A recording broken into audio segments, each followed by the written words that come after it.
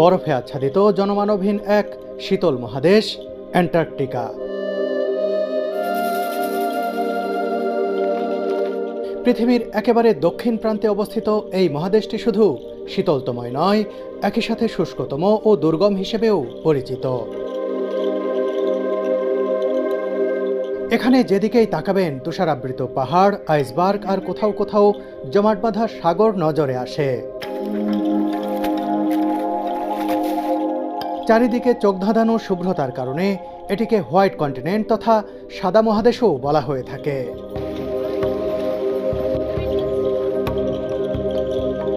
অ্যান্টার্কটিকায় গবেষণার জন্য বিজ্ঞানীরা অস্থায়ীভাবে বসবাস করলেও এখানে নেই কোনো জনবসতি।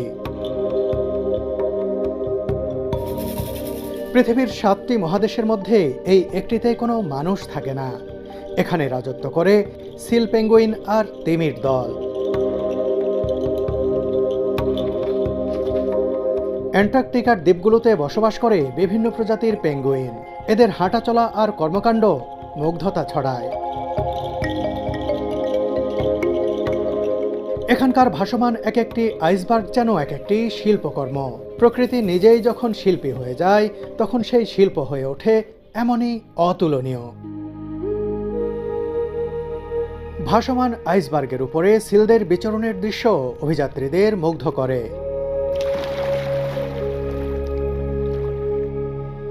অ্যান্টার্কটিকার জলে রয়েছে অজস্র তিমি।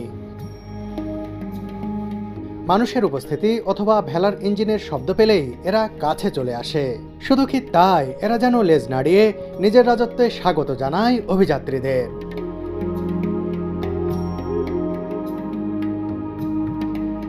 একজন বাংলাদেশি কন্টেন্ট ক্রিয়েটর হিসেবে অ্যান্টার্কটিকার মাটিতে পা রাখতে পারা আমার জন্য সৌভাগ্যের বিষয়।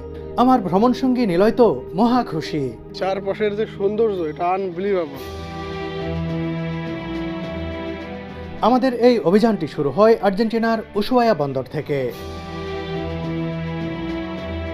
আটলান্টিক মহাসাগরে ভেসে ফকল্যান্ড ও সাউথ জর্জিয়া দ্বীপপুঞ্জ হয়ে আমরা চলে আসি অ্যান্টার্কটিকায়। এই দীর্ঘ পথ পাড়ি দেওয়াটা মোটেই সহজ ছিল না। উত্তাল আটলান্টিকের ভয়ঙ্কর রূপও খানিকটা দেখেছি এই যাত্রায়। যাত্রাপথে ফকল্যান্ড দ্বীপপুঞ্জেই প্রথম দেখা হয় পেঙ্গুইনের দলের সাথে। ঘুরে দেখার সৌভাগ্য হয় অ্যালবাট্রস কলোনি আর স্ট্যানলি